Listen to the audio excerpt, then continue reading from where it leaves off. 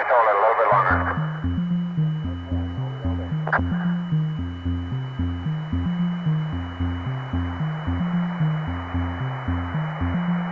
Take your sweet time. Nice and dry over there. It's so quiet.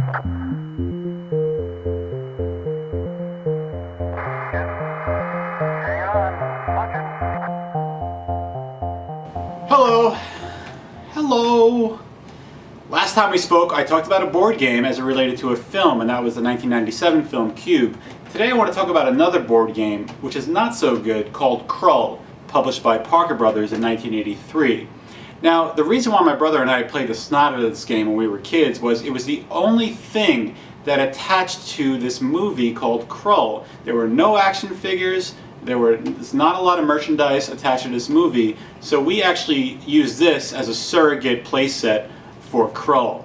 It's really a roll and dice mechanic, not a very exciting board game, but we loved it nonetheless because we were children and we were innocent. Now, this movie came out in the summer of 1983 and it didn't make an impact at the box office. In fact, it lost money. It lost a lot of money. And there was very little merchandising for it afterwards. And that makes sense because it came out in the same summer as Return of the Jedi, Superman 3, and then you had Krull after that. And I think parents maybe spent their money already on their children with those two movies. They weren't going to take them to see a third movie. Luckily, my parents did take me and my brother, and we loved it. We loved it so much. Now, let me make this clear.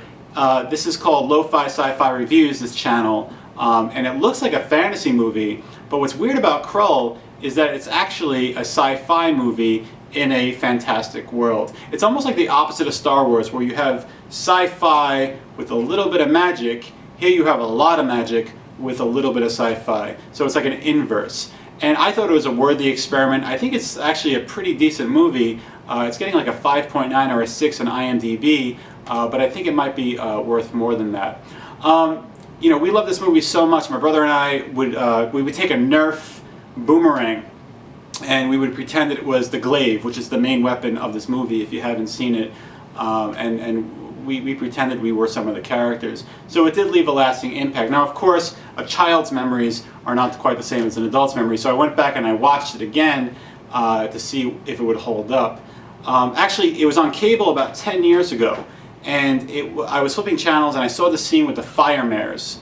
These are these horses that run so quickly they cause friction and fire comes shooting up their legs, and that's how they travel to the Dark Fortress at the end. And the special effects, the blue screen or the green screen background is really terrible. And I remember watching it, I'm like, oh my God, I don't want to see this. I changed the channel because I wanted to keep that happy memory of Krull in my head. However, I went back and I rewatched it and discovered that outside of that one scene, it's actually a pretty decent fantasy sci-fi movie.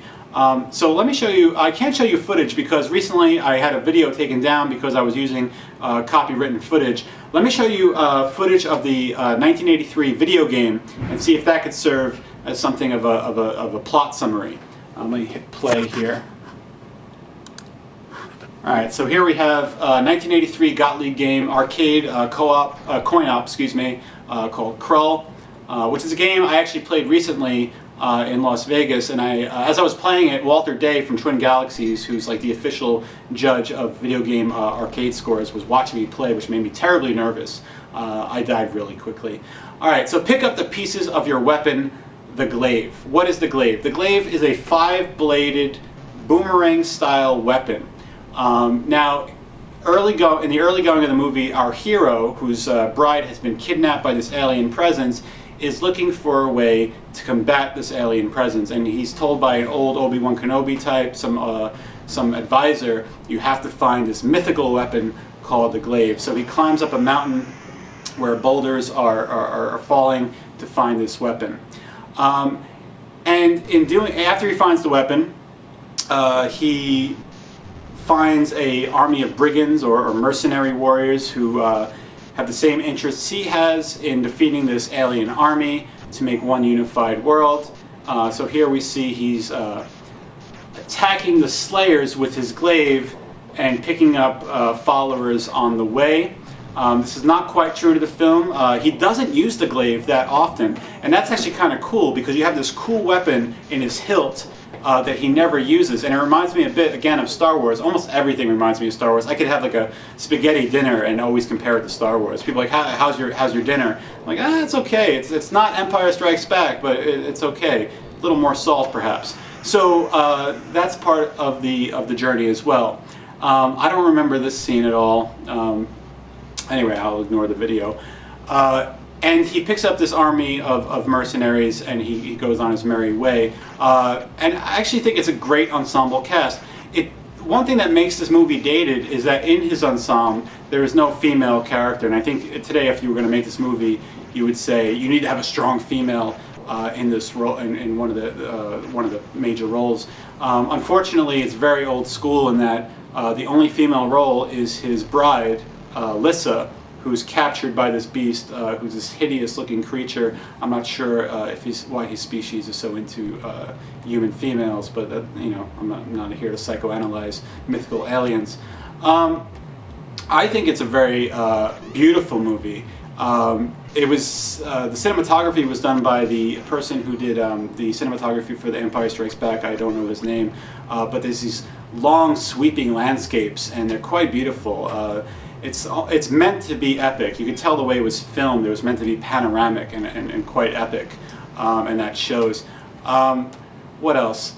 The music is fantastic. It's done by James Horner, who did the music for Star Trek II, The Wrath of Khan, and he did music for more movies than I could possibly name, movies that you've all seen. The Rocketeer he did Star Trek II, Star Trek III, Avatar, 48 Hours, the sequel to 48 Hours.